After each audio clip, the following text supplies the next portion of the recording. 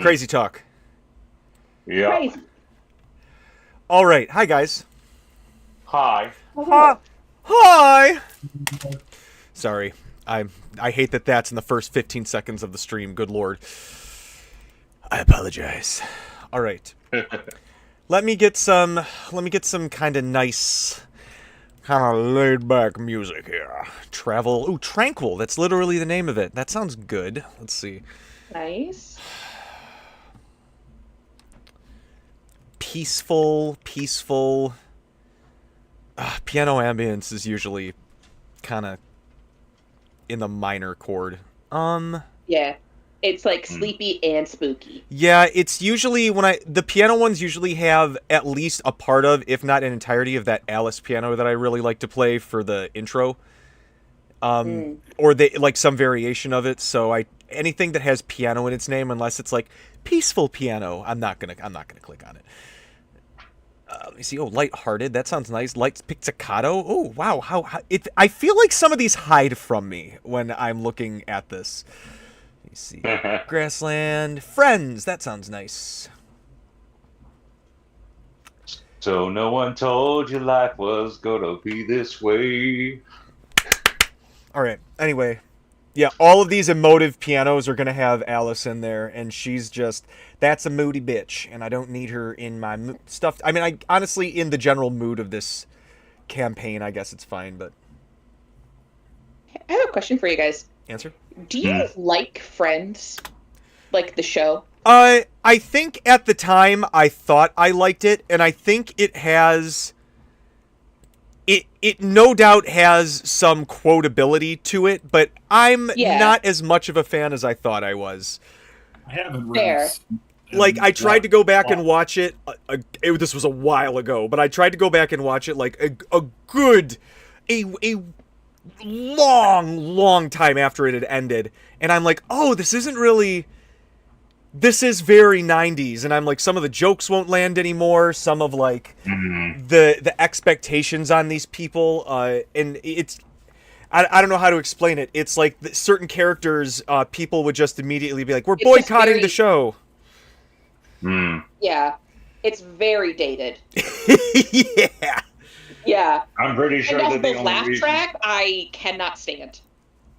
Like, I can't stand laugh tracks at all, but just, I don't know. Yeah. Like, don't tell me when to laugh. How I Met Your Mother gets a very soft pass on that for me, just because I think it was kind of like the end of an era. But yeah, I prefer the non-laugh track comedies. Yeah, and I feel like that the only reason why Friends is still popular right now is just off of nostalgia. It's important to me.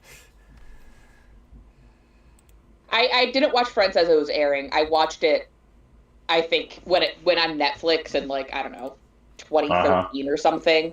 And I watched the whole thing, and I finished it. I'm like, that was kind of a waste of my time. But I did see the whole thing. Yeah, it's one of those things where I think it needed to end 1 or 2 seasons earlier. Yeah. But I understand for financial production reasons why they continued to keep going, but... Yeah. And I get that cultural touchstone at the time, you know? But I'm glad we have better TV now.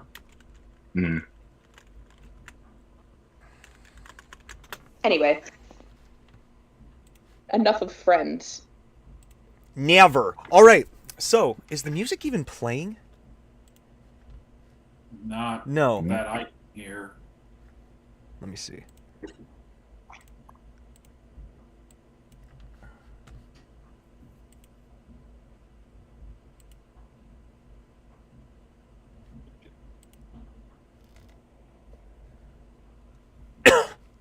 Oh, that's why. Okay, I see. 1 second. It's trying to play the music out of, It's trying to play the music out... There we go. Well, we can go back to Fairgrounds now. Alright. Oh, man, welcome to Chilltown, guys. Doesn't this sound like the perfect music for a place called Chilltown? So last time, in a little bit of a peaceful recap. Don't mind the mess that my son and his friends left on my D&D table last weekend. Shout out to Dellen, the Sundicate. Sorry, that's right in my microphone. Shout out to Dellen, the Sunvicate. You can go subscribe on his channel at Waterdellen. He just closed out his, not just last week, he closed out his High School Musical as Gomez in the Addams Family, and I will say, it was the Dellen show for about 2.5 hours. Everyone else did great. But I'm so happy. I mean, of course I'm happy, I'm proud, but, like, I'm so happy that, like, once the auditions came around, he kind of, like, Ash Ketchum turned his hat around, and it's, like, everything that we had been saying to him about, like, hey, this is, like, your senior musical, dude. You've done it all year, and they picked a musical where the goofy character actor is the main character, and I'm like, I know you're thinking Fester, but believe me, son, Gomez. And he was like, okay, and then he's like, I got callbacks for Gomez, and I'm like, oh, is that excitement in your eye, my boy? What is that I see sparkling there? And then he was so excited, like, when the director called him, he texted us at like 10 o'clock at night, and was like, I got the part! He killed it. You could tell he was just having the time of his life out there. So I'm very proud of him. Cheers to you, my son, if you happen to catch this. And even if not, I'm sending the vibes out there. I hope your ears are burning anime style. You have a sneeze on me. Man, these kids, I did not even realize, like, the sheer massacre that went on at this table. Because they came after their double show day, and, like, they had saved all of the snacks that people had been sending them backstage for the D&D night afterwards.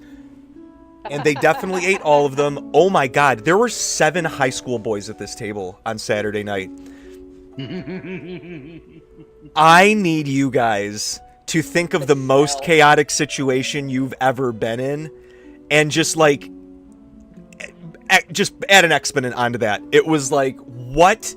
There was a good 40 minutes of me just sitting there, and, like, Dellen's best friend sitting across the table looking at me like... just, like, sunken into himself, like, I just want to play D&D, dude. And the boys are, like, screaming at each other and just getting all of, like, their energy out. And I'm like, hey, get it out now. Go. But, yeah, I'm proud of them. Anyway, I won't gush any longer. We're in Chilltown.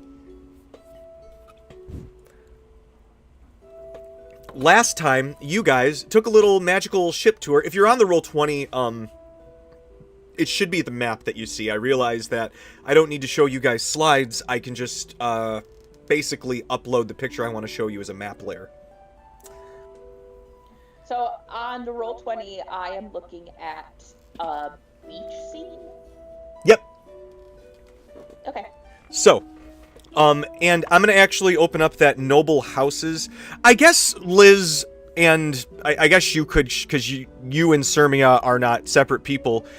Are you guys all right with me dropping the 12 houses info in the group chat now? Since they've kind of been entwined in all of this bullshit for so long? That's fine by me. Cool. I imagine one of you guys at some point would have been like, oh yeah, so here's some kind of political bullshit that you've been dealing with. Kind of pretty hands-on. Let me see. Share and export. Manage access. Should be anyone with the link. Okay, link copied. I'm putting this in the Discord resources right now. Some of them are not as filled out as possible as they could be, I should say, but I think I have a blurb that's mildly unique to everybody. Let me see. So we know about the Belmontes. We know about the Ironhearts. Ilbrook. I guess I didn't give it to anybody. Atvarian, Bronze Feather, Northwest Quadrant. Hazel Flames, Stern Grove. I'm looking at it right now. Some of them I haven't totally updated, but I gotta make sure. We got the Marizels, Cragborough's down south. Is it the Bronze Feathers? Center West? No, that's the ones who are even farther beyond. Here we go. The Hazel Flames. Thank you, John. I was all the way down at the bottom. The Malwa Ilbrook, ignore that. That was, I used the Ursul and stuff. I kind of copy and pasted. But the Hazel Flames are the noble house of this area. They control the Burning Reef and the general area beyond that. Man, I really thought that I had given names to all of them. That's so weird. All right, let me find my DM notes. It'll just take me a minute because it's a little more chaotic this way. Go back to the start of the campaign.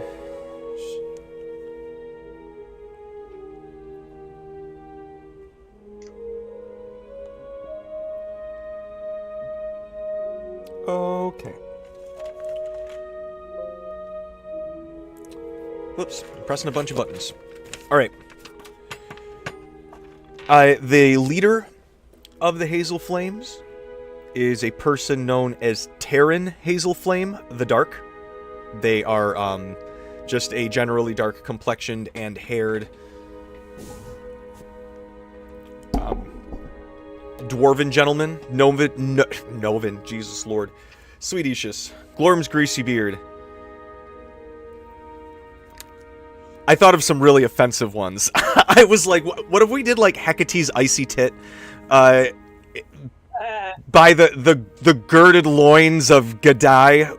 Like, just really like ones when people are like, when you get like that, you know, like the Christmas Story, like just that slew of the worst connection of words that you're like, I am so happy my mother is not here right now. Like curses that even sailors are like, dude, take it easy. That was a little offensive. But I've just been having fun with it. But Terror in the Dark, not just because they are of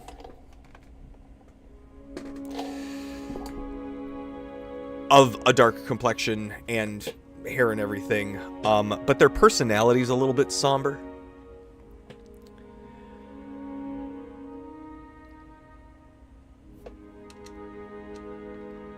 Their notable partner is a dragonkin woman known as Obenta Longtail.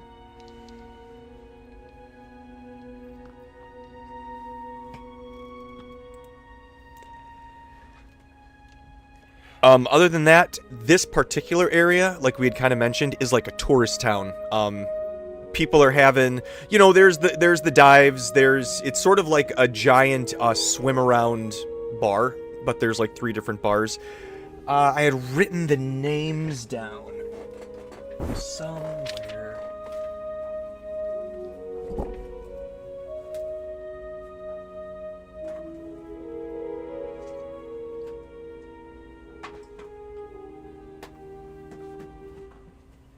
We don't need to worry about that now. Yeah, because we're going to each bar. Yep, and I do remember that, actually. Well, are we? Yep. And with that, there's... So I guess I remember this specifically. There is a touristy bar. That one, it had like... Oh, it had the dumbest name. God, it's not in this book. I almost promise it's in the actual DM book. There was the touristy bar, which we'll just call the Sideways Unicorn for now.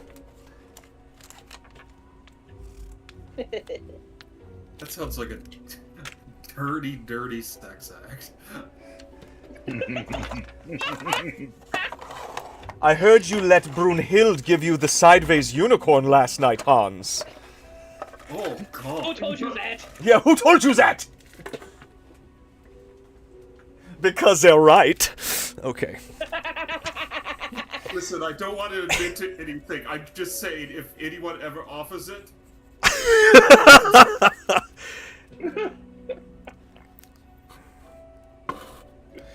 Oh, my God. There's... That's so fucking funny.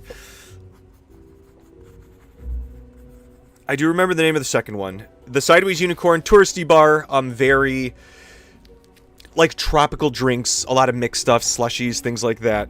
The second place in town is called The Deep Root. It is a kava house. As Kenna pointed out, you should not necessarily mix kava with alcohol. It's not recommended.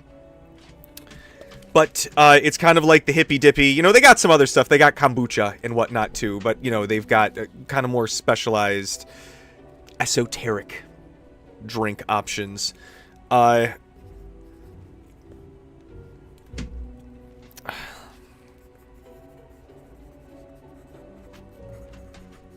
definitely have at least one thing with wheatgrass in it.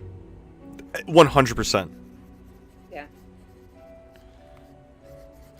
All right. And the third one was kind of like the local dive. Not necessarily dive, but it's not trying to put on a show as much as the other two are. Oh, God. I cannot remember the name of that fucking bar. But let's see what we can do on the spot here.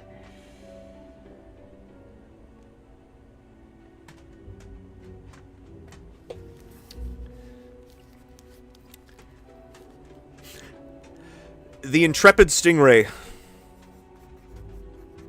Intrepid Stingray.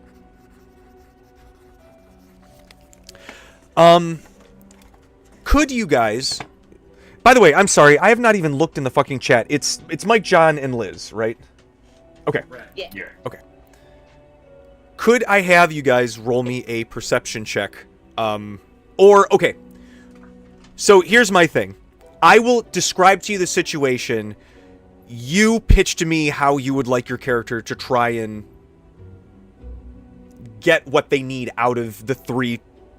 The sort of like... Between these three places, what you kind of want to do at each, or just one, or what either. But I'll pitch you sort of like...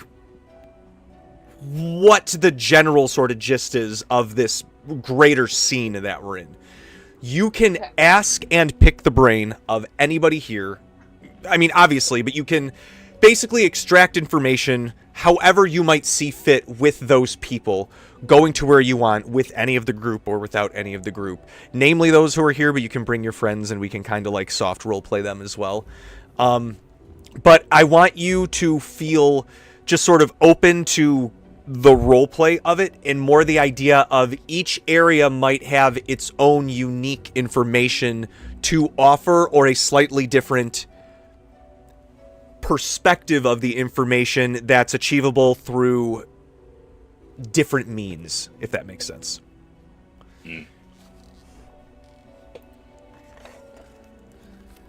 Okay. So we've got the Sideways Guys, Unicorn. Remind me, because I wasn't here last session. What information are we looking for?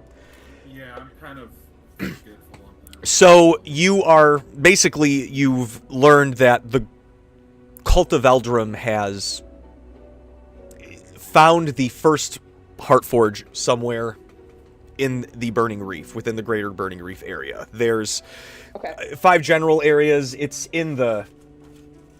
We'll put all of it specifically in the chat. I know one of us uploaded the picture. It's just a bunch of islands. But you guys are on sort of like the teleportation leeway point where a lot of people come through. It's just the easiest one to tack onto if you haven't been here. But you do know that there is the Heartforge located somewhere within these islands. Looking around, maybe not here. You do know that there's the island of the Thunder Beasts, which is on the far north end, which of the island chain, which is where a bunch of dinosaurs live. There's a research facility off of that. Kind of chained to that, but not like directly, because that would be extremely dangerous. Sort of like around the inner ring of the Burning Reef, where there is greater volcanic activity, are many of the hot springs, because that's where the most hot water is. But there are some more like less prestigious ones, but very like tourist attractive ones. It's like, you know, when someone who can't like handle spice, it's like, oh yeah, here's like the hot spring, but it's like more like the tepid spring. But not everybody can handle the hot spring. It's the mild salsa of hot springs. Gotcha. 100%. 100%. So I guess, is there anywhere of those places that really strikes you guys that you would like to go check out first? Well, I say we go get blitzed at the tourist bar, and see if anyone on their boat to us saw anything weird. Oh. Yeah, I'm kind of down for the tourist spot too, to start with. I also want to ask, like, the bartender and the bouncer and, you know, everyone else if they've seen any, like, scientists or, you know, types like that, because they've always kind of been around with the cult as well. Oh, yeah, good idea. Mm-hmm. And maybe we could leave some union pamphlets. You know, just do some union agitating. To the tourists? You know, if we encounter like any scientists or lab workers. Okay, gotcha. Yeah, that could be our cover. Yeah, we want to make sure we've heard that these particular people are not unionized, and we just want to make sure that they have rights. By the way, you have rights. Take it. Ask not what your union can. Ask not what you can do for your union. Ask what your union can do for you. All right. So, Yeah, it's supposed to represent the people. at first we are on our way to the Sideways Unicorn. If I could have all of you roll me either a perception or an insight check. Whichever you'd prefer. Just let me know which one you do. Perception, and it will be a. Wait, we're level. Yeah. It will be a 15. All right. Wait, no, sorry. I'm sorry. No, I did my math absolutely terribly. We're 15th level. That's what went in my head. That will be a bastard 20. Jesus Christ. Perception and Cassidy will have a 27. Nice. Perception and 13. Okay. So we'll start with the 13. Okay. As soon as you walk in, Talani, and anything that I say beyond this, the two of you also notice. Beyond Talani.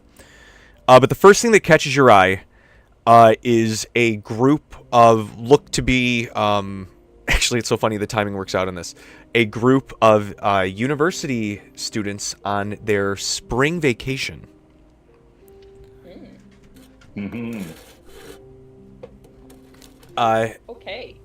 So they're just being like real silly. Oh yeah, loud. Not necessarily rude, but there are some of the guys who have like whatever the Runa equivalent of like an unbuttoned polo shirt and like a backwards visor is. It's like a, you know how some tunics have like a strings up top, like a drawstring up top, you know, or like a lace up top. Yeah. Do they also have the that's just like loose. necklace? 1000% they've got the shell necklaces. Yeah. Not only do they have the shell They all necklaces, have, like a single like braid that they got done on the beach. 100%. I'm all about the island, bro. You have no idea. This is my life, man. Braddock, given what you were kind of looking at, you kind of turn more towards the general seated bar area. Like you immediately clock the loud students as well, but you see Talani clock them, and so you kind of like shift to the bar area, and you can see there's a couple people sitting there. There's a oh my god, I misread that for a second. There's a human, an elf, a halfling, and then the bartender is a dragon folk, very brightly colored, very tropical lizard. Let's make him a lizard folk. I feel like that's more fun. Just a very bright, almost like a gecko lizard folk. I think that's funnier. As they are like their glass, they catch eyes with you, Braddock, and over their eye with their tongue, and like down and give you the nod as they like go back to talking with the Give him the nod back. he immediately starts putting the glass down, and he gestures to an open seat. As you see that, Cassidy, you're sociable, but sometimes people can misinterpret what you say, and that compounds on top of, like, the literal trauma that you grew up with for pretty much 2/3 of your entire existence. So, you're a little more calculating, looking around, kind of picking the most, like, comfortable place for you to exist for a little bit. And you see your captain go to sit down. You see there's a couple spaces over there you could definitely hole up next to him. And then as you're looking around, you actually notice way in the back, you're like looking up at the ceiling, and I'll do this because or something similar to this, my architecture brain, but you're looking up and you're kind of noticing the architecture here, and you see there's a really impressive, like, not a collection, like amalgamation layout of like pipes and circuitry, and you kind of follow it back, and you can see that kind of way in the back beyond it's not like a crowd necessarily, but like the drunk people hanging out, you can see there's like a very tired looking gnome with an enormous box of tools working on some contraption with a tiny little robotic what are they called, familiars, helping him away at it. And you hear him just, the engineer's curse, just a little spark like shoots up at him. You see him get jolted like, and just goes back to it. And then you kind of like, without having like that full clear shot of him forever, the crowd kind of like closes back up, but you've clocked where he is. So with those descriptions to all of you, go on and do what the fuck you guys want to do. Once you guys go away at wherever you are in your conversations, if you decide you want to leave, you are all aware of where your other party members are. So you don't have, like, oh, Cassidy went that way, Braddock went that way. It's just your attention is sort of drawn to these other things. If you want to go join them, you don't have to like fucking hunt for them unless they decide they want to leave. I can't stop that. Yeah, in case Cassidy wants to go explore a sewer by himself or something. He's way more responsible. Is he? I think so. Yes. Yeah, I think he's. Yes, he is. Yes, he is. Especially since his personality isn't split anymore, he is much more responsible now. Yeah, Hot Cassidy definitely would have done that. Hot Cassidy would have seen the Spring Breakers and been like, "Don't worry, guys, I've got this." Allow me to show you how to really party.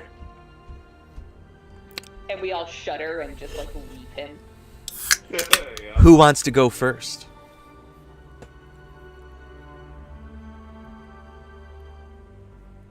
Talani will sort of like, she licks her paws, her hand, and like make sure that the hair, like the fur on her head is like, smoothed down. Oh yeah. Just you guys couldn't see that, we're on audio. And like straightens her back and realizes that she's about to enter into the den of wolves here. Puts on a really fake smile and sort of saunters up to the university students, the Spring Breakers. They're playing Flip Cup. Wonderful. Talani like sidles in and grabs her own cup. Give me a performance. And just, like, pretends that she's been part of this group the entire time. 100%. Give me a performance. You know who you're asking for performance. Oh yeah, no, I didn't say we were going to be serious tonight. I just said we were going to play. 27. Talani, like, you, within the first 5 minutes, you have ingratiated yourself to where, like, once we, like, cut to Cassidy, you, like, kind of swipe in and just start immediately turn. By the time we'll swipe fade back to your character, you're, like, literally the whole group is like, go, go, go, yeah! Talani suddenly has a cowrie shell necklace on. 100, yep. You've got henna everywhere. But like top right for how did you get there? Talani, as you kind of like sidle up, you find yourself next to orc girl, maybe in her like early 20s. Like this is maybe like she's maybe like an early university student, and she's like, "Hey, haven't seen you back at the party house. How you enjoying it?" Like clearly, bored, looking around, or she might just be very drunk. But just sort of sitting there. But she takes a sip and goes, "You even have anything in that cup?" No, I mean, I just finished it. Maybe someone could get me something else. Hey, do you want to go to the bar with me? Girl, let's please. Yes. Come on. Okay. And then, hey, I stand up, and she stands up, and I put my arm through her arm. I really like hook arms. Oh, I needed a partner for Flip Cup. Well, I mean, you got me. You saw how good I am. Let's go. What are you drinking? I'm buying. Oh, yeah. And she tosses a drink, some rum mixture with a Runa exotic fruit that I have not decided to make a name up for, but I'm sure sounds delicious. There's a little, like, umbrella in it. Yeah, it's a mixture of pink and yellow. Great. Yeah. What, is there some orange in there? Oh, girl, you have some taste. Oh, that's, you're from Osnabrück. Yeah, I've traveled quite a ways. Damn, yeah. Oh, wow. Yeah, I mean, we're here from Tabula, over back here. Oh, yeah, whereabouts in Tabula? Oh, this is actually a lot of our freshmen, some of our sophomore years at the Ravencrest Academy. We are, once we get through our third year, we'll be, fully licensed, guild members. Yeah, it's, yeah, that's awesome. Congratulations. Thanks, yeah. And she kind of, like, downs, half her drink and goes, they've got us as, TAs for the academy, the like, teenagers, and I gotta tell you, they oh my gods. And she finishes her drink. Whew! Alright, you ready? Oh my god, tell me about the teenagers. Ugh. And Talani, you lend a drunken ear, and she just gushes like all the crushes they have on each other, and like the love triangles, and they all come and confess to her, and she's like, "I just need you to run your drills, please. I don't need you to die on like a field trip." And but eventually she kind of looks down at her third drink. She's only taken a small sip at this point. But the second one was pretty quick, and then she just tiraded, and she goes, "So, like, Dish, you're not, are you, I haven't seen you around the university, girl. You came with us? Or were you on the boat?" Yeah, I mean, yeah. Well, it fooled me. I still want to be my Flip Cup partner. Absolutely. And she like boop, and she says boop as she boops you on the nose. Oh, she boops me on the nose. Oh, I boop her back. Island. And she goes, "All right. What's your name?" Talani. Talani. Oh my gosh. Okay, we're best friends. I'm Janara. Janara. Mm-hmm. I love that name. I do too. Oh, that suits you so well. Oh my gosh, I think so too. And she says, TJ, pause real quick. You are doing a very good job of drunk orc girl. This is every drunken conversation I've had with some 20-year-old I've never met before. Yeah, I'm I'm calling on decades old TJ to pull this one out, but yeah, you're doing a great job. Thank you. Continue. No, back in character. Oh, listen, I'm. She lets out a little burp. It felt good. I want to get something deep fried. Yes. I don't know if it's here. I'm gonna have a couple more drinks. I want to play Flip Cup with you, and then I want to sober up and get into some bullshit with you, girl. Yeah. But like, I'm getting distracted. She kind of like runs her fingers like across your cheeks and says, "You tell me about yourself. Why are you here? You're on the boat. Why are you here? Other than like my best friend, right?"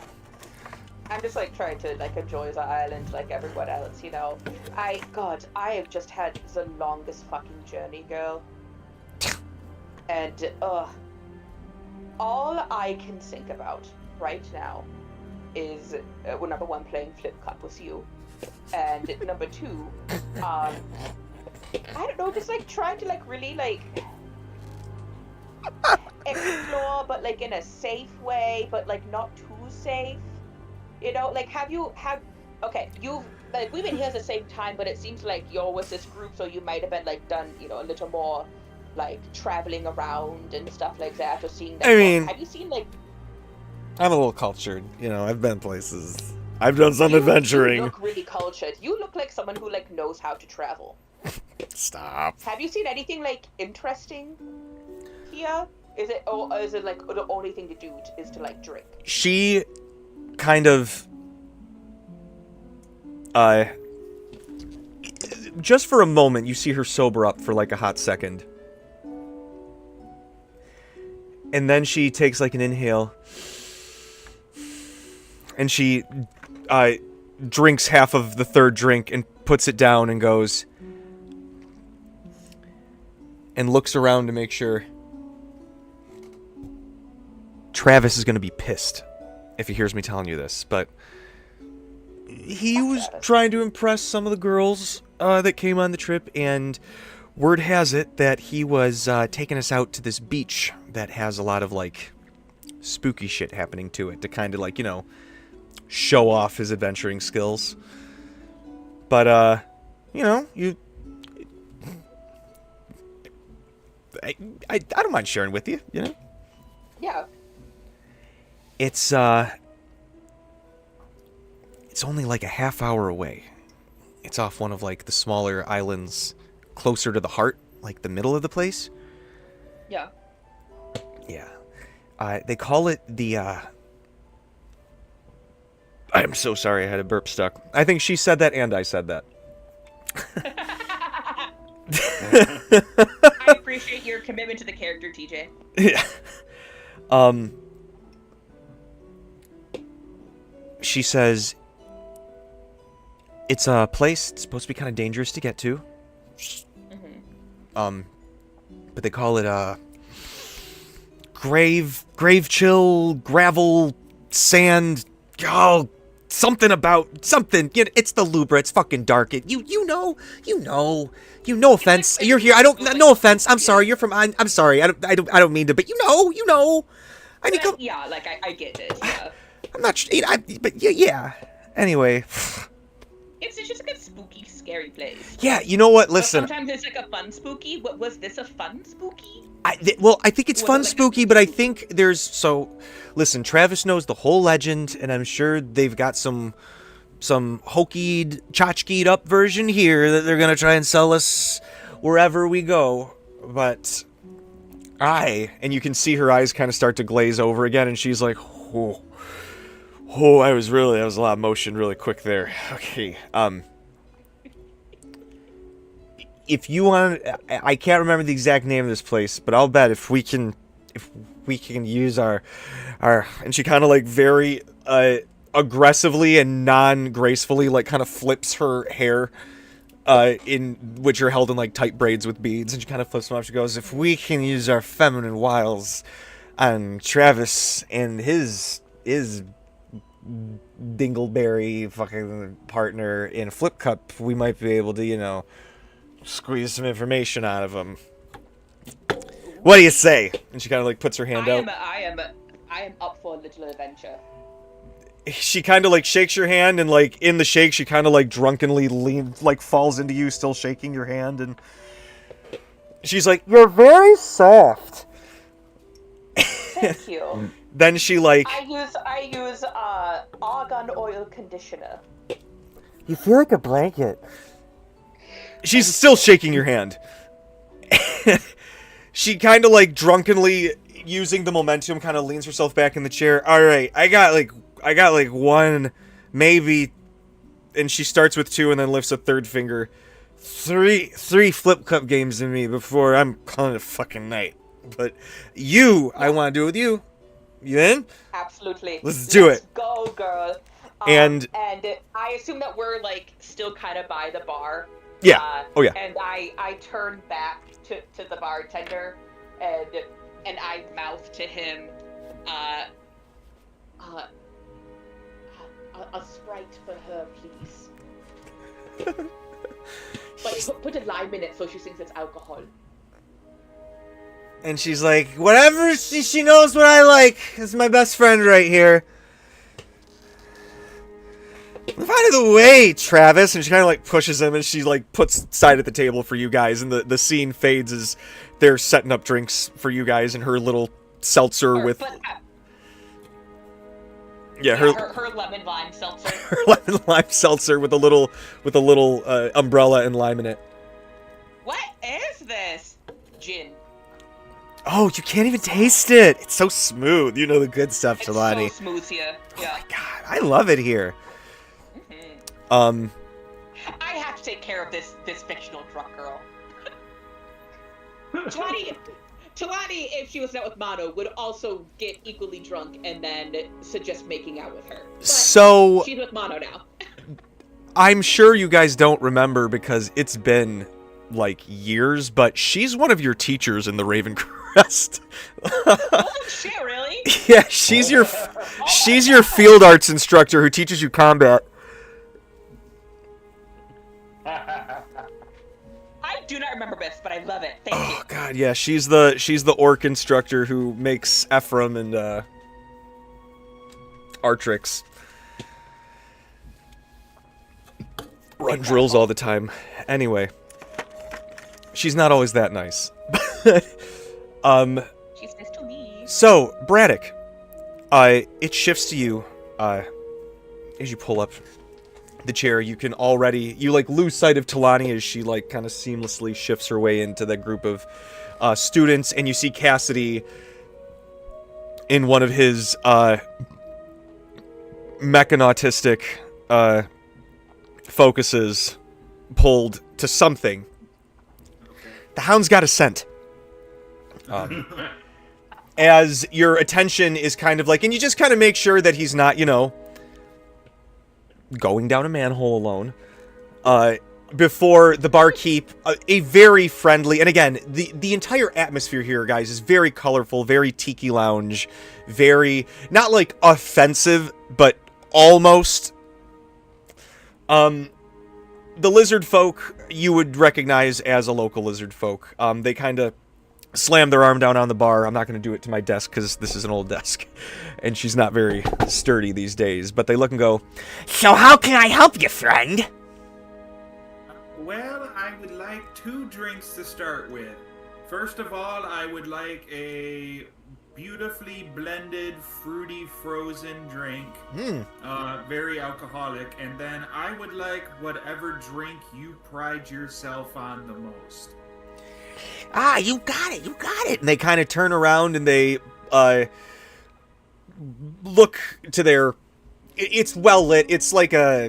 What's the movie with Tom Cruise? Cocktail? Just like colorful 90s backlit Miami glass bar, and he just pulls all these super colorful things. You see him using his tail, and he's like using his gecko fingers to like climb up higher and grab things and like pour upside down.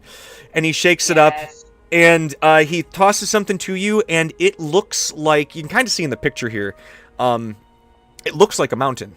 And there are some mountains here. It gets chillier in the Burning Reef as you go farther north. And you can see there's like a ring of red around it. And they say, This one is called the Gleaming Enigma, named after one of our greatest islands here, you know, near the heart. Just sort of a local delicacy. Be careful, it'll give you a stomachache if you drink it too fast. And they slide it over to you. All right, it's a sipper. Gotcha. Okay. And yeah, Braddock will take a respectful sip of that one. It's sugary, sweet, like tart sound. Like it's a sweet drink that like 2 or 3 of them and you're sloshed for the night as a tourist, you know. All right. Not like overpriced, but priced high, tourist price. Yeah. And then they kind of look and go, Yeah, I think you might be more along the lines of what I got something special for you, friend. and they turn around and they go, Hey! Buddy! and hog folk kind of like at the other end, and they kind of like trot over. I need you to watch the bar for a second. I need to get something for my friend. And they look to you and they go, yeah, sure, no problem. And the gecko folk like climbs up the wall and around the bar. And with the place like kind of lit up and the sun coming down and stuff, you can see like their body being lit by the sun up above as they climb up on the roof, and they go off into something over up above you. After about a minute or so, they come down and they pull out like this old like leather sack, and they pull out like a root, and they like clip off a piece of the root. They wash it. Then they cut off a piece of the root, and they chop it, or not, they don't chop it, they put it in a pestle and mortar, and they crush it, and then you can see them put something. It smells kind of rummy, some you know, a more tropical drink, things that fare better in the warmer climates. Crushes some ice. They find some fruit that you've never seen before. It's like papaya pink, and they mush that up. They mush up that ice, so it's almost like a little bit of a slushy. They slop it in like a little bowl, and then they sprinkle the mashed up root on top of it. And they say, I call this where did I just put it? the catnip joker. Catnip Joker. Okay. 20's ears perk up the catnip.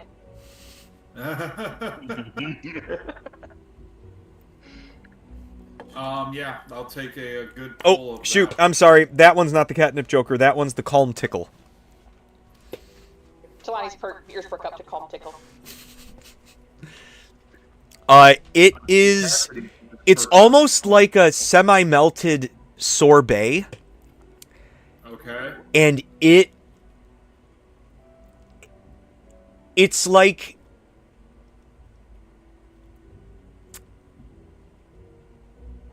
like a mango followed by a shot of soy sauce.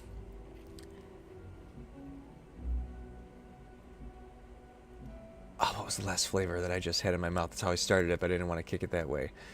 It starts like a mango, then it kicks to soy sauce, and then the final bit, like, is almost like a wasabi, but you feel it, like, burn your nostrils. They start to, like, not wet. You start to, like, drip, like your nose starts to drip. Okay. But, oh, that's what it is. But then it hits your stomach with the, like, alcoholic weight of Everclear, Oh my. but without the rubbing alcohol taste. Okay. I will just sit there and just, yeah, that is a calm, nice little tickle, and I will give him the price of whatever it is. Plus, I will also give him a nice little tip as well. All right. It's like 5 gold altogether. Okay. Hey, I got a question for you too. While I got your attention here, and I'll take a sip of the first one. again. I love to imagine you just like going back and forth during this whole like interrogation. Yep, 100%. Like, you zoom in camera-wise and just be like, "Hey, bud, while I got you focused here, I got a question for you here." Just What? slurping noises. What's that? Well, hey, and I will bring out one of our many unionized pamphlets. Yeah. And be like, well, first of all, do you know about the benefits of unions? Secondly, do you know anything about, I've heard that there's some scientists or something like that on the island. I'll be honest, me and my friends, we're representatives of unions, and we like to make sure everyone knows about their rights. You should know yours. By the way, if you read section 9 here, this will go over union rights for bartenders and servers alike. Pay attention, know your rights. So, scientists are generally overworked, underpaid, and underappreciated with no unions. And they do not know their rights generally by trade. So we like to make sure that they know about those well in advance and make sure they're taken care of. Have you seen any of those people around here? With it being kind of the touristy bar, I figured, if anybody new to the island, they might be coming here.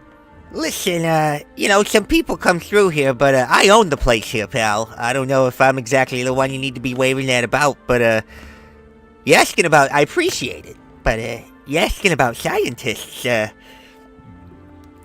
We do get the travelers that come through here, but I find the scientists tend to be a little bit more laid back and sometimes a little jumpy. And he kind of like gestures to the general atmosphere of the bar, and he goes, I tend to be a little obnoxious in my presentation. So it's rare to see them come around my place, though I will say, there are a couple other watering holes in town, and I do know that, every once in a while, you get the guys who want, like, the pinkies up. They think the farts don't stink, and they go to get the fancy drinks at the Deep Root. They want something that's not alcohol, but still gives a buzz. and they laugh and go, I've had a few drinks myself there, too. No offense to them, but I still gotta jibe them. But, the Stingray, the Intrepid Stingray, a lot of brainy types like to hang out there, too. There's a little bit of a history club. That's good to know. And I will take the union pamphlet back for workers, and I will pull out a very seldom used but pamphlet as well. Unions and owners.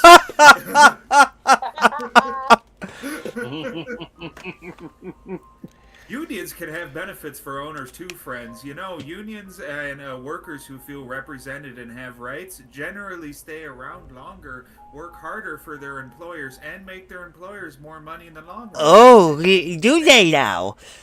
That is true, actually. And the camera swipe fades. That is correct. The camera swipe fades, looking of the little worried lizard folk over to Cassidy as he comes up to the gnomish gentleman and his little machine guy working on this circuit box, and it like jolts him and the circuit guy, who both stand. You can see like the electricity like touch his wrench.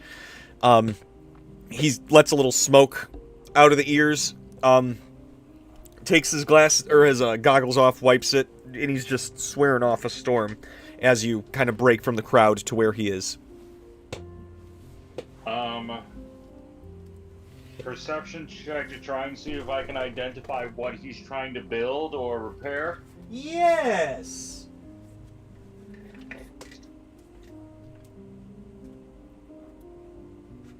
That is going to be a 23. Okay, doke. As you're looking, it looks like this is it's a bomb! No, it's a general box that looks to be the more or less greater circuit breaker for this and probably the surrounding buildings. just to keep the electricity on, make sure that all of the greater tools and whatnot are run, not tools, but like mechanisms are running. This isn't necessarily like everything, like there's, if you imagine there's a lot of gears and pulleys and stuff outside of this, but this is like the main motor that everything's running off of. And from the look of things, there's a couple springs and a gear broken. You got a 28, you said? 23. 23. I mean, come on. That's still high enough for you to know that you could probably get this done a couple hours. Or I can use my Oh shit, I feel yeah. Oh, that's great. This is like our first like RP use. This is great.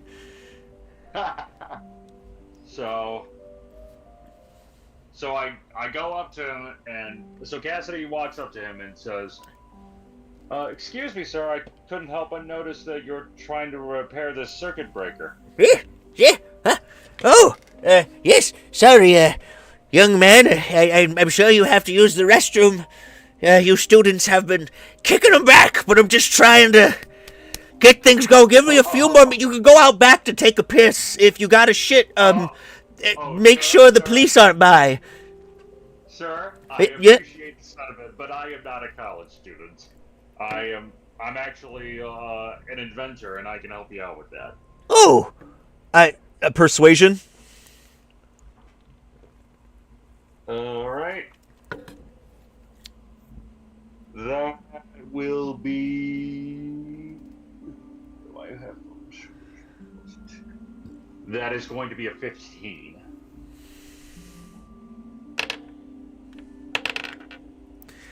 He kind of looks to you, leans in real close, and he like flips down multiple lenses on his glasses to like get a good look. And he goes, "Oh yes, you got the wrinkled face of an old man, a worried father.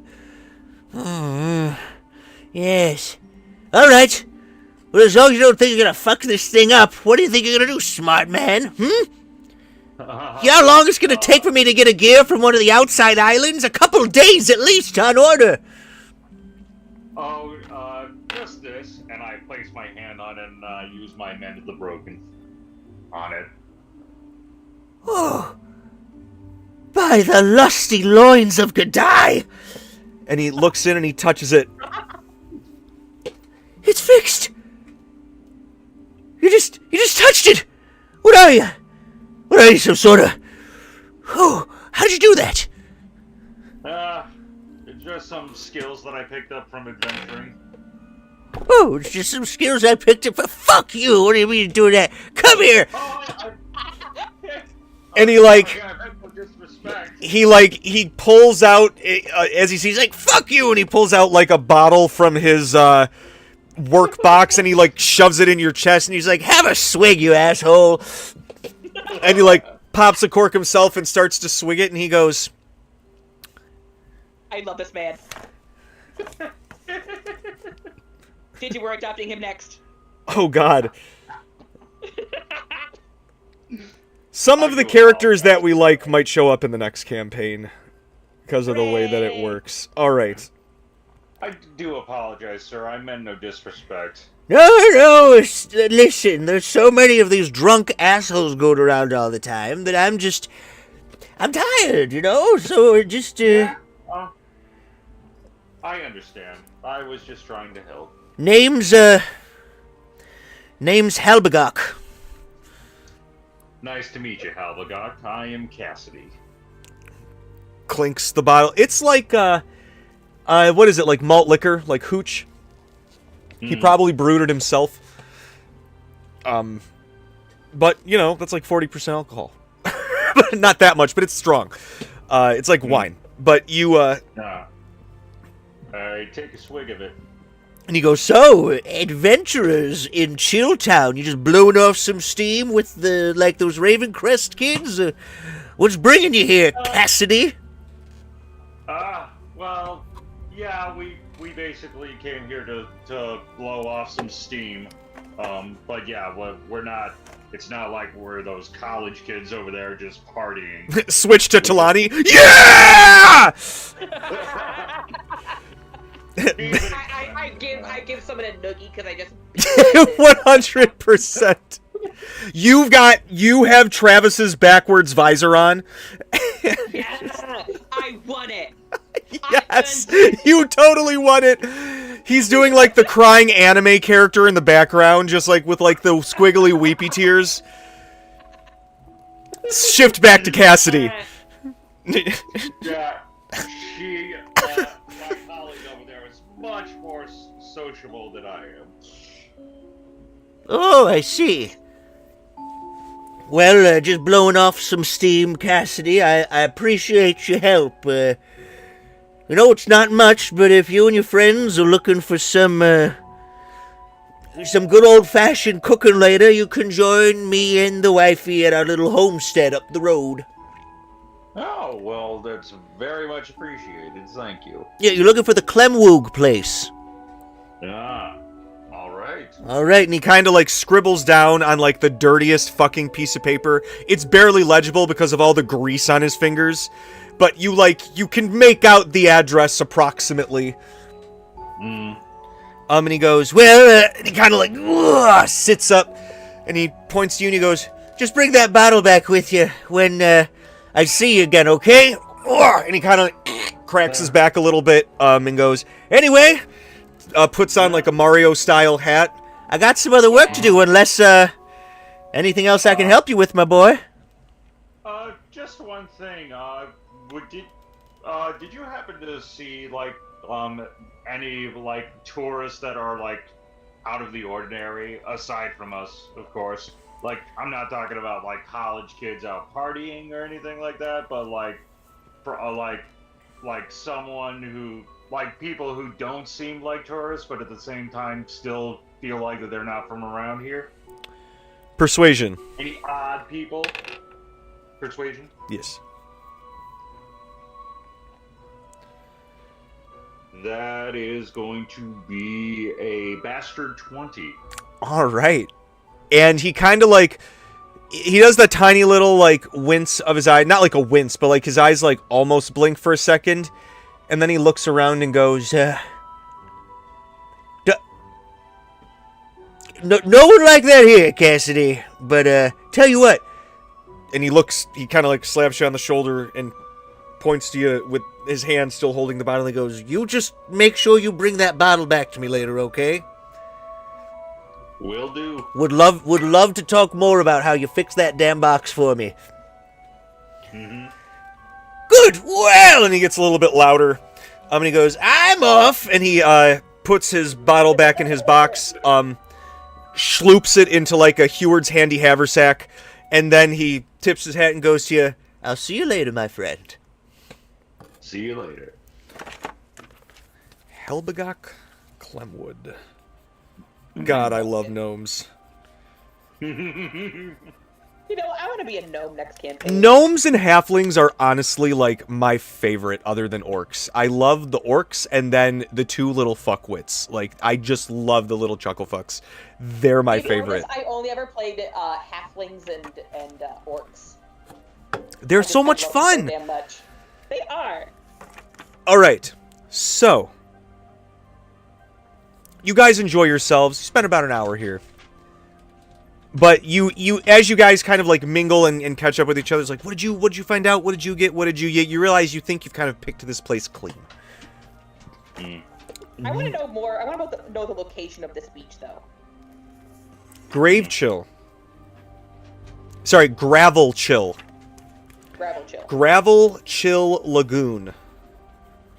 Gravel Chill Lagoon. And do I know the general direction of it? You know the general direction of it. You got it from a drunk college kid who's, gonna find, like, some local guy who's like, oh, yeah, I could totally take you there, boss. So you know the approximate location. You get the sense that if you could get your hands on, like, a map of the area, you could suss it out. Okay.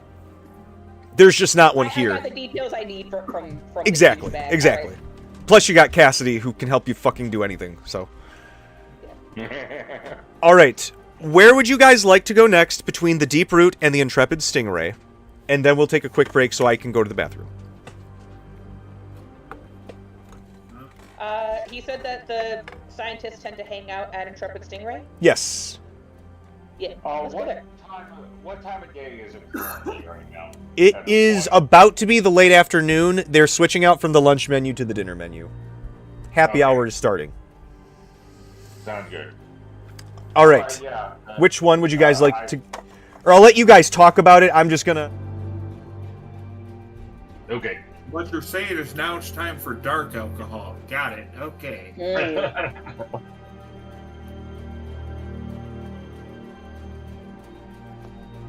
I mean, we could catch, like, the happy hour pretentious cocktail. And Done. maybe some scientists complaining about work Done. during happy hour. Yep. I say Intrepid Stingray or whatever it is. Yep. Sounds good. What's that? People complaining about work? We'll be there. But somebody is complaining that their boss is underrepresenting And so will these them. pamphlets. We'll be there.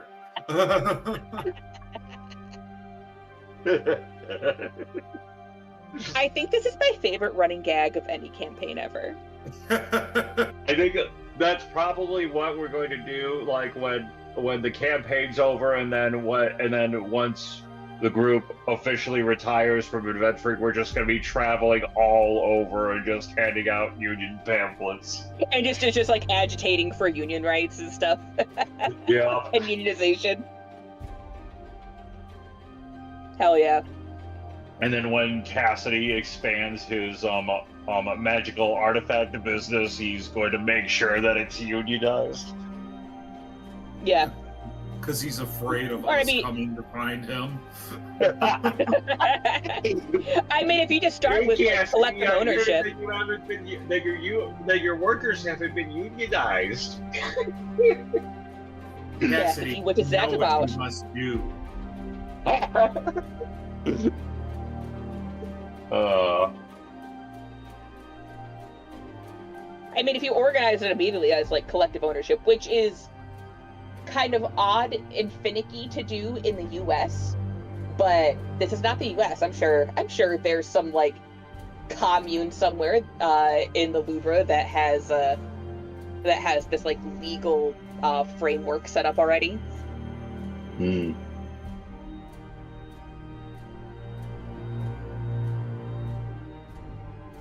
I'll be breathing down your neck when you file your registration papers. You can check this box for this tax status. All right. No, don't you fucking dare check that box. I will claw your eyes out. He's filing the report. It's just him in like a sideways shot, and it's just our faces coming up slowly in the camera frame, looking at him wide-eyed. I'm gonna get it right, right?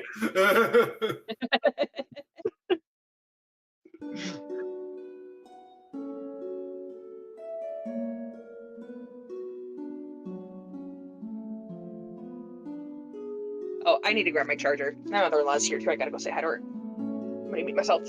And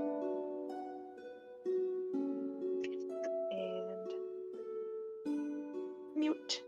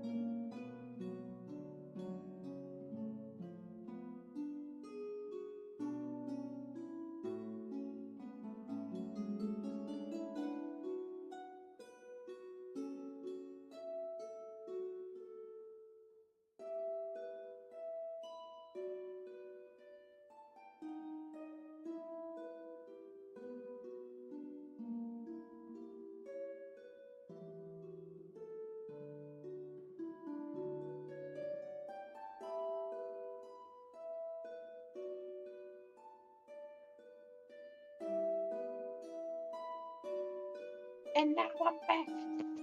I'm outer space. Just walk down the hill with that sad look on your face.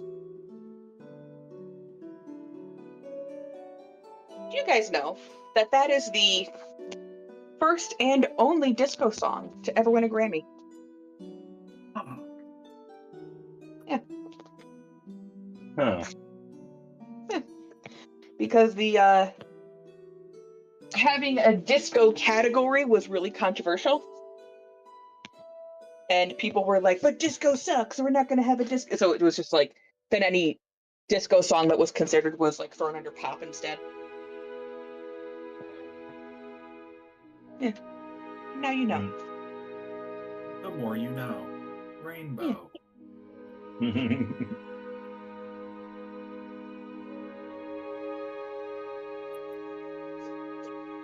The older I get, the more I have an appreciation for disco music. It slaps.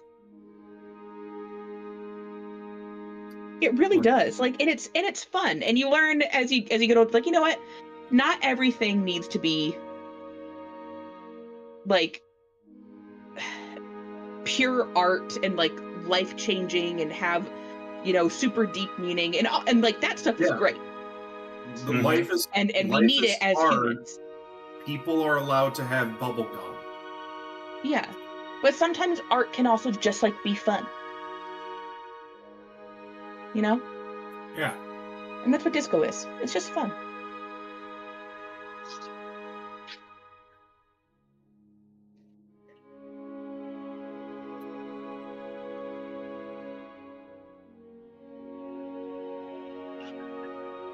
All right, where are we going?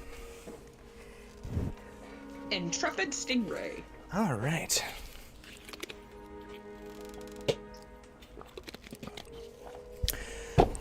This place, when you guys walk in, it's one of those places that is...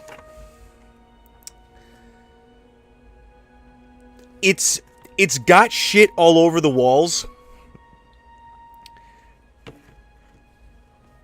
Hey, Farva, what's the name of that place that's got that crazy shit all over the walls? Shenanigans? Oh, thank you. But you get the sense that as you're looking, it's not just like shit on the walls. It's like pictures of people, like restaurant survives fire. You know, local hero eats chili dog. You know, it's a bunch of just like historical records of the area on the walls, and not like, you know, a collection of teapots. It's lively, but in a very different way than the Sideways Unicorn. There's some music playing, but it's like a live band. It's not loud. It's like a singular guy on a guitar with like a person and a table of instruments to play in front of them. Almost like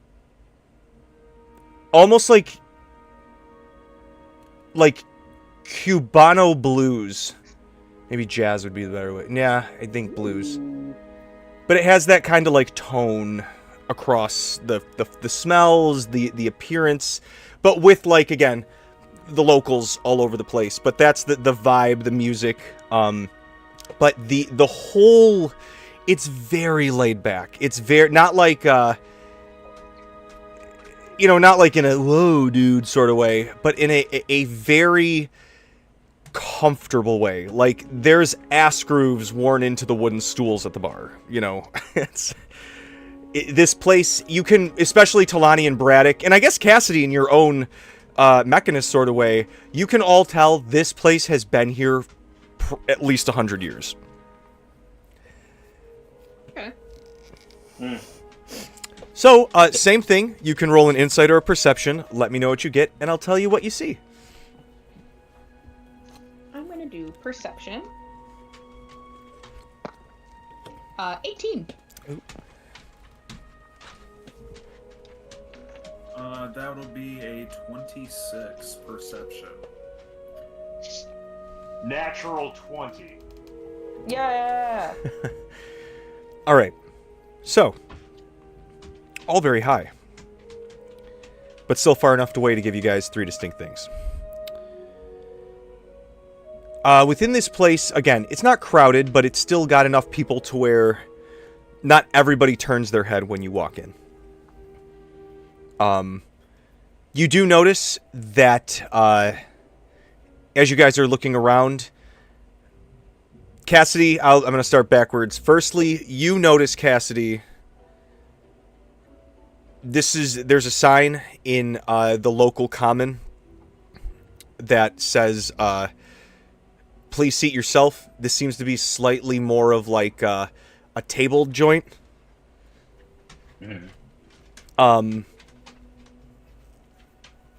But there is still, if you want to just walk up to the bar, you can still walk up to the bar. But what you notice, Cassidy, is that while everybody hears the music, Cassidy, you notice that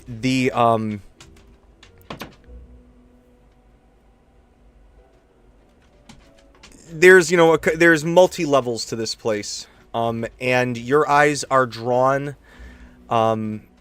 to a group up on the second floor, farther back, and the only reason you notice them is because one of them kind of bumps into you as you walk in, and they're like, "Oh, sorry," and it's one of that kind of like overly friendly, but like in the eyes you see something, so you kind of just watch them, and you see that they sit down with a group of folks, kind of up on the second floor, and you keep your eye on them. Braddock, with your 27, you see those fellows bump into your good friend Cassidy. How dare they? And then are drawn to 2 separate things. You see that the people playing music are automatons, but they're still dressed in like clothing. And you notice that the barkeep is also an automaton. I think they're called Soul Forged in Runa. But DJ, you're the DM. Are they called Soul Forged and DM? Yeah, I'm trying to remember. I gave them an official name. It's not Gear Forged. I think it's Soul Forged, because their soul is forged into the heart. I just can't remember what I put in the book. I'm almost positive it's Soul Forged, because I think it's SOL Forged, because I thought I was being clever. Anyway, yeah, but it's you also notice, Braddock, as you're looking around, that there is a table. There's a couple tables open. There's a few on the first floor. There's about 2 on the second floor. The second floor is one of those like kind of open air where there's the greater balcony where people can walk around, but then there's tables up against the wall. Very Southeast Asian islands style, to where they can see down into the general courtyard where the first floor is and order from the barkeep from there as well. There's a little elevator to go up. Talani, aside from the smells, and the automatons playing and the barkeep, you don't see someone bump into Cassidy. You are drawn to a sign that is on the bar, and there's like the menu and stuff, and then you can see it says a second floor by reservation only. Okay. But, you know, you didn't see those guys go to the second floor, but you see that sign. Anyway, I'm going to leave that to you guys. You can grab a seat. You can do whatever you want. My dogs are going crazy upstairs for something. They probably saw a female human. Man, maybe. What would you guys like to do at the Intrepid Stingray? Talani, tips her hat a little bit and changes her outfit into something that is more appropriate for the scene. Okay. So she's wearing like slacks and a smart blouse. Okay. Yeah. Just like, you know, like business. Very classic adventurer, like classy. You know, I'm meeting with the Archduke today. Yeah. Don't bleed on this tunic. Exactly. This is a rental. But it's like, but they're like muted colors, so she doesn't stand out too much. Yeah. But if you get close to her, you're like, oh wow, okay, she's a respectable person. I follow you, sis. Okay, yeah. Oh, sure. But My comb instantly changes my facial hair to be like in the best condition for where I am. very good. So I assume it's something kind of like very well kept. Yeah, it's But- like, yeah, it's well maintained, but you don't get the sense that like the steak is going to cost $72. You know, you see like it's still a bar. It's just an old bar. But yeah, you're right. It's very nice. It's very. So I'm gonna order everything on the rocks here, is what I'm getting. Hell yeah.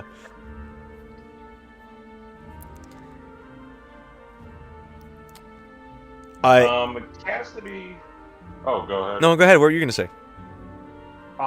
So Cassidy is gonna have his shard of creation transform into clothes that are more suitable for this location, and he's gonna flip that on. The people that came out, are there any distinctive features about them, like what they were wearing, like the guy that bumped into him?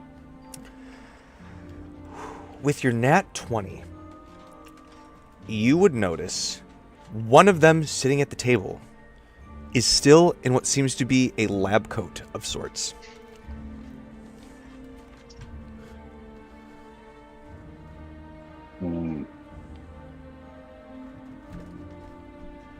All right. So Cassidy is gonna go up to the bar, and he's gonna ask, "Excuse me, bartender. I don't mean to intrude, but would you happen to know of who has the reservation up on that second floor there?" Oh, I mean... And they like up, and a surprisingly like human voice emerges from it, and they go, "I mean, really, you just got to reserve a table. Folks up there, you just, you know, pay your quid, and we give you a spot. There's a few openings if you're interested." Oh, please. I would be interested in that. Fantastic. All right. So, how many of you are there? There's 3 of us. All right. Very good. And you see him like put his fingers to his like robotic mouth, and he like mimes like the high whistle, like, but it just like comes out like a soundbite from him. Mm-hmm. Let me see here.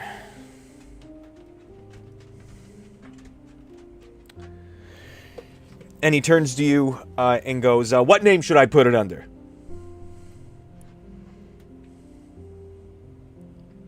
Okay, give me a moment. Sure.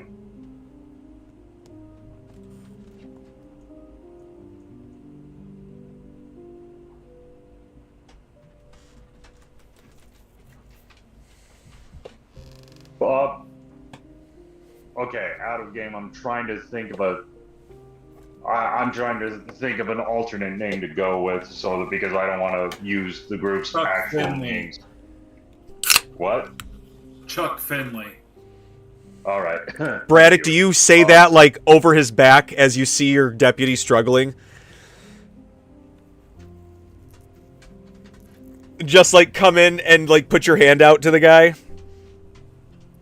Chuck, it's good to see you. Oh my God. Oh, it's been so long.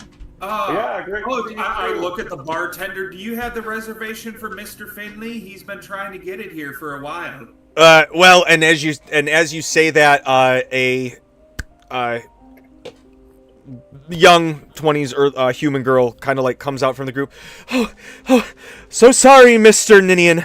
And he goes, hey, don't worry about it, girl. Hey, we got some guys that want to reserve a table. And she looks to all of you, bows, straightens out her hair. It's pulled back in like a babushka. I don't know what else to call it. A hair wrap. I'm sure it's got different words in different cultures. That's just what I know to call it by. A big puff coming out, and she goes, excellent. And it's just the three of you? Yes. Wonderful. Well, I will go prepare something if you give me just maybe like 5 minutes or so. And we're just... and you see her like kind of whisper something over the edge to the barkeep. And he goes, oh, all right. Limited menu tonight, fellas. But Miss Celeste here will take you up. And hey, if you need anything, you come down and ask me. We're friends now, all right? You got it. And he puts his hand out, and from that hand, 2 other hands like sprout out of each side to shake each of you. And he goes, Ninny and Ambrose Smithy.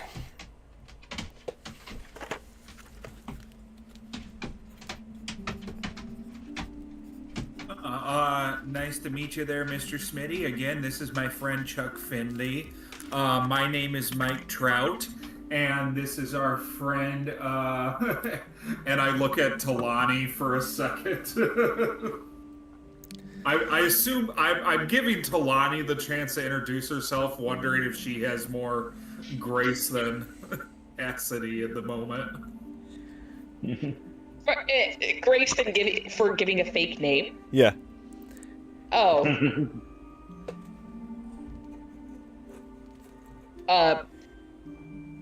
Wiebke Brown. Nice to meet you. Oh, and Osnabrookian, so fancy. Mm-hmm. And all 3 of the hands shake you guys at once, and they all come back into one. So, yeah, what can I get you for your first drink before Celeste has your table ready? Oh, anything with this mezcal, I think. All right.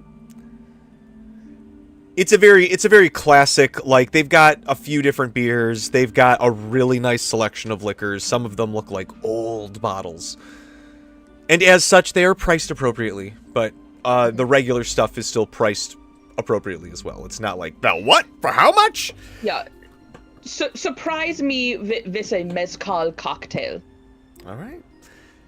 And as his head stays on Cassidy and Braddock while his body literally turns around to the bar and like multiple appendages come out and just start mixing the drink while he's still like holding a hand with the pad out to Braddock and Cassidy.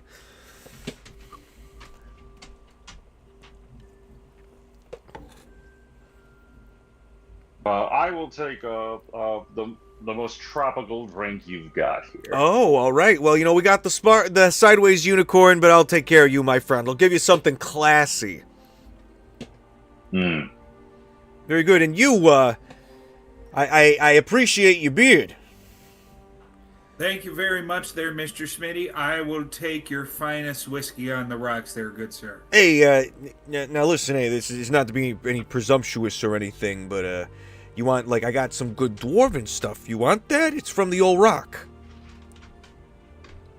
Braddock will sit there, pause for the briefest of seconds, and go, I would adore that there, Mr. Smitty. Thank you very much. Hey, all right. You don't say, hey, you know what's funny? I had somebody come and drop this off about a couple weeks ago.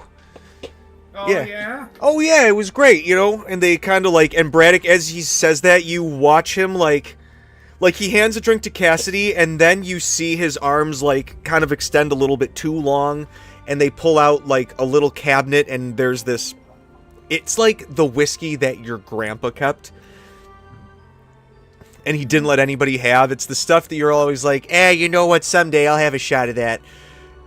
When you were growing up, starting out your guard days, and he, as you watch him pour it, it's like watching honey, just like kind of down into this glass, and then it weirdly kind of undulates, almost like a slime. But it smells like almost like kind of like sharp honey. I don't know how else to describe it.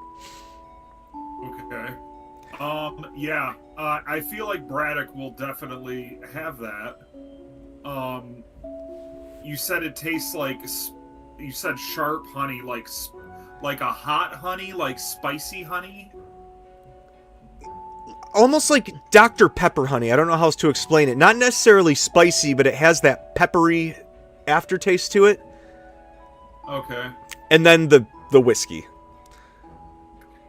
But it's smoother than you even imagined. But it's good. You get the sense that, like, as you're about to drink it, he's like, oh, hey, enjoy that. And you can see that he's like, I gave you enough to sip on, my friend.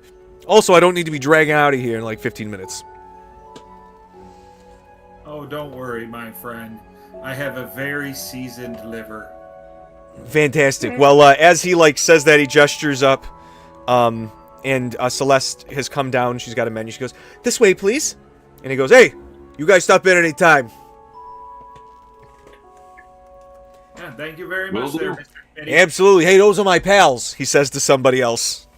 And he goes, I'm just fucking with you guys. All right. Hey, bye. And you guys like walk up and you're sat, and wouldn't you know it, she sits you at the table right next to. There's just that like kind of wooden divider between you and those guys that bumped into you. Maybe 6 feet of space.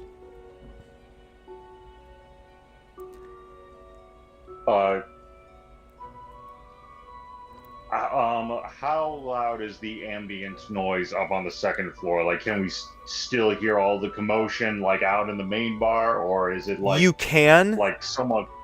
It's muted. It's muted. It's high enough to where I'd say you'd want to do a roll to eavesdrop, like to actively kind of block out the other sound, but it's not impossible. It's not like roll a 27, but it's still kind of like, oh, I gotta kind of like turn my ear a little bit and put some focus into trying to listen. So right. I would, perception, I guess I would allow investigation, but yeah. I would argue that this falls under investigation, given the specific use of the skill. Natural 20. And Cassidy. See there, Mr. Finman. This is what we call a stakeout. Cassidy also got a natural 20 at advantage. Holy shit. Talani, what did you get? She's like, a 7. What am I rolling? Sorry. A perception, no problem. Or investigation. 17. So not a nat 20. Still, all of you guys got really, really good. You guys were all, it's very much like your ears like cartoonishly enlarge as you like lean in right up against the wall and the camera pans over. You got, I will, like, we'll play this out to where you can hear it so well that you can literally, like, you can see it, just the way that their voices are bouncing off each other. But there's 3 of them, and you can kind of, like, see through the slats in the wood and hear, and just from the way that you can kind of in your periphery see bodies move around. The one that bumped into you, Cassidy, he's a pretty large human, and he kind of, like, shifts up in his chair. You hear it scooch forward, and he says, guys, I'm freaking out. I'm worried. We haven't heard from the professor in a couple days, and then another one. It's not something to worry about. She can handle herself. Her assistant is very capable, and besides, we do not need to fuck up this international study credit, Chad. And he's like, I know, Darlston, but I... And then you hear a third voice come in. A feminine twinge. She says, both of you need to calm down. You hear them both start to go at each other and herself. And she goes, ah! And you can hear, like, the other two stop in the middle of their sentence, and they kind of like, their chairs forward, and she goes, we both know that both our instructors are capable women, and we will simply enjoy ourselves, wait for our dinner. We will have a nice, calm rest. Do you both understand? And you can hear them kind of grumble. And you can hear her kind of like, sit back into the back of the chair, and she goes, good. She does not burp like I just did. And she says, now. She's a lady. Tomorrow, we shall return. And we shall look for them. And if things become dire, my friends, then we shall continue next measures. But calm down. And you hear the first guy speak up, and he says, oh, but Lavilla, you know that Miss Goal, and she says, I know what she said. And I know what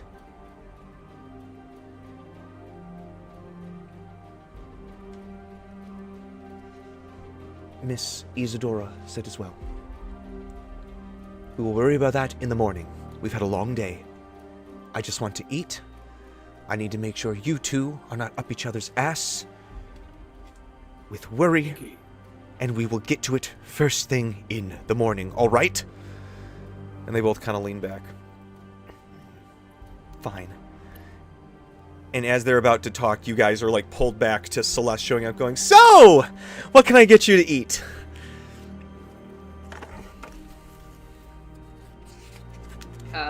What she's having. Oh! No, fried pickles for the table, please. I will take the house special. Fried pickles, please. Also, if I can get an order of wonton, that would be fantastic. For the table, of course. Oh, and bone marrow. For the table. Oh, I will just go with a nice bowl of chili. Fantastic. And truffle fries, and that is just for me. Oh, okay. Yeah, great. Okay. I look very pointedly at Braddock. Great. Hi. And I would have an order of wings for me. okay. I'm just sticking with the bowl of chili. Also, Braddock is silently judging Cassidy for, even though he ordered something for himself, for not ordering something, at least, quote unquote, for the table. Such a Midwest reaction. Okay. So. See if you make deputy with that attitude. She finishes writing and she goes, absolutely. I'll put that right in. And then she walks over and she speaks to the other table, and you guys can hear this because she's just got that bright voice. And she says, I will go get your food. It should be right out. I just wanted to let you know. And they're like, thank you very much. She exits.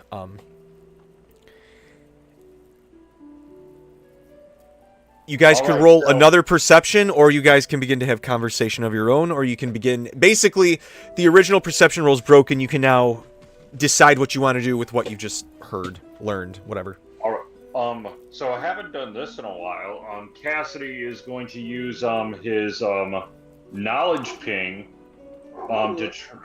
and he's gonna ask who is the most knowledgeable about the Heart Forge, and he's gonna try and see if he gets a ping off of the people sitting in the next table. You 100% get a ping off those 3 people. Yes, you get a ping on the people. So this means that they know more about the Forge than what we know. Yes. Because if we knew more about the Heart Forge than anybody else, then I would just be getting a ping off of the 3 You of guys, us. right. Yeah. Okay. Wow. It's pretty smart. It's a good use of that. I try. All right. Guess Cassidy will just continue to try and listen in on if they're continuing to talk about anything that interests us. He will continue to listen. Hey, do you know about the Finley Finding Service? Yeah, it's a good thing for finding people, Braddock will say out loud. Be like, let's see if that attracts their attention. Sorry, I've had like 7 drinks and I'm right now. Yeah. Oh my god. Tell me more about that. Well, yeah, the You keep Finley mentioning it. Finding Service is really good. It's a startup business, but we specialize in tracking down people who cannot be or do not want to be found. You see, my partner here, Chuck Finley. Yeah. That's hilarious. Give me a... Are you saying that to them or just saying it out loud?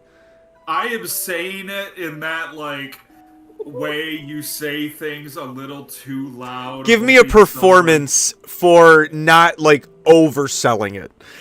I am going to use the, what is it, gift of luck or whatever it is. For to sure. give myself advantage on this. Okay, I'm going to use my, who is it? My Ronic inspiration for the day. I'm going to use my Braddock inspiration. Mm-hmm. I feel like that's going to be hopefully enough to sell this. That will be a 27. Braddock Wow. is a fucking actor. Damn. Nice. It's one of those things where it could definitely be thought of as being a little too loud, but the ambient sound of the bar kind of swells at like just the right time, and you kind of lend yourself into that, and you really you sell it. You really sell it, and you're convinced that you're like, they heard me, but I wasn't like aggressive. Wasn't obvious about it, guys. I'm really good at acting. I've been saying this whole time. I do like the fact that every time Braddock has had to do a performance check, he's done really well on it.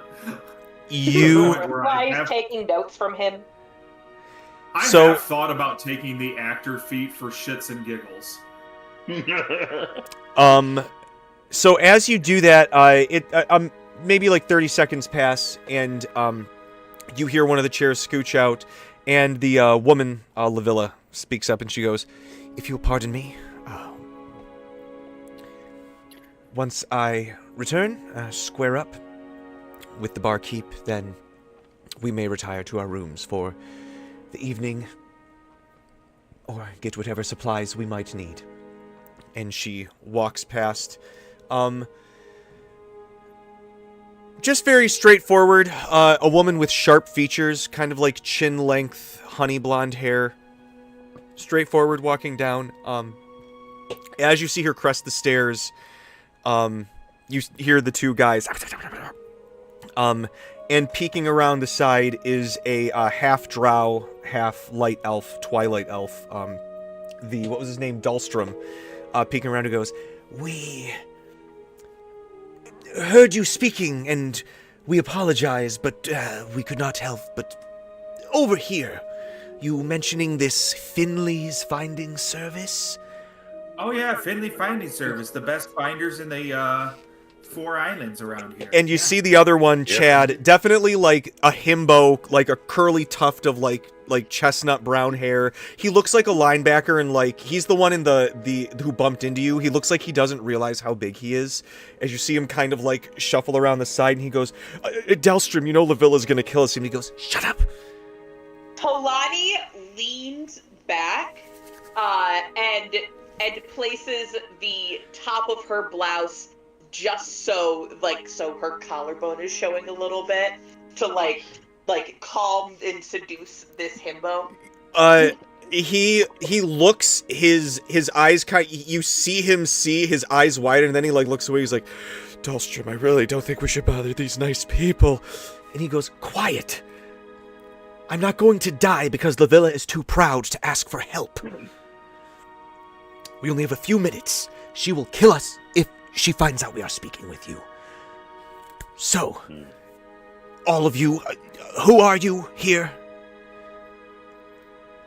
Well, my name is Mike Trout. This is my partner, Chuck Finley. Mr. Finley, Trout, and Brown. Fantastic. I am Dahlstrom. This is my comrade, Chad. And he kind of like nods without making eye contact. His face is like bright red. And he says, you can see him like looking at the bar, kind of like making sure that Lavilla's still there, and he goes, our 2 employers, people that we have, a paid study, as it were. We have earned the time to work with these great minds. And as such, we have come here, and we have been investigating ancient, ruins and all of that. We don't have to get into that. They've been missing for a number of days. We have yet to find any clue of where they are. I see. Myself and my comrades, we are burgeoning adventurers at best. We cannot brave too far into the wilds, but perhaps someone such as you, these great finders, Mr. Finley, Mr. Trout, if you could help us find these individuals. What do you need? I don't have much. A description, a name, what do you need? Description, name, last known whereabouts, any particular distinguishing features, what they were particularly doing or looking to do, any particular forge information. I don't actually say that last part. For sure. If you have an actual picture of them, so that I don't carry pictures of my employers with me. I'm sorry, but I appreciate. I understand. Would it perhaps be one at your place of employment or their home? As you say, place of employment, the 2 guys kind of look at each other and go, that would be complicated, but I don't think there's many pictures of the employees there.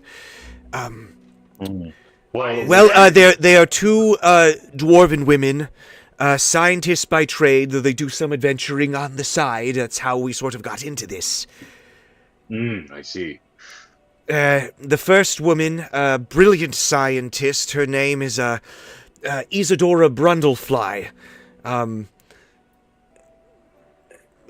bit of a speckled past, but part of her reconciliation, shall we say, with some of the Lubrin law has been to study ways that she can keep the populace safe or for the betterment. And so we signed up for this little excursion to look for alternate energy types. But she is one of the 2 who has gone missing. The other is, as I had mentioned, a dwarven lass. And you can see Chad kind of like tapping. He's like, oh man, she's finishing. Hurry up. And he goes, yes. A dwarven lass. Hardly out of university, but still a brilliant mind. She was hired out to the Stone Kingdoms, right from the old rock itself. But she came back, as per request from the Lubrin Parliament, just simply to have her more as a consulate, a secondary source in mind to sort of balance her out. But she is... Oh, where did I put her name? She is a young lass. Her name is Cordilla Golroon. Golroon. Braddock will sit there and just kind of nod for a second and just go, "Oh, okay. Thank you for the information. If you'll excuse me, I'm gonna have to go use the facilities for a second. You said your friend's getting back." As I you don't say wanna, that, you can cause see him like, oh, she's coming up the stairs. She's coming up the stairs, and they like, it was very nice to meet you. Perhaps we'll see you again. Please do be safe. And we will. Yep, and we will be discreet. You have my word. And he turns, and they like they kind of start to like button themselves up. As they're leaving, La Villa comes up and they go, yes, we're just going back to our rooms, shall we? And she nods. They go down, and then Chad comes out and he leans over, still avoiding eye contact, and he goes, we are investigating in the gravel chill area. And he kind of like does one little like look over at Talani's collarbone again, and then like zips back to the room. Talani winks at him. Huh. Braddock would have continued with his idea of going down to back down to the bar to you know, quote unquote keep cover. But when he goes to the bartender, he's just going to look at him and like drop all kind of pretense. Face going to look kind of worried and go, "I need a whiskey drink. I need a vodka drink. I need a lager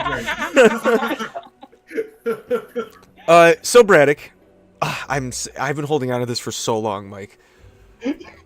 I checked. It was 2022. Are you serious? Yeah. There's one family member we haven't met yet. Anyway. Well, she came to the wedding. Oh, that's true.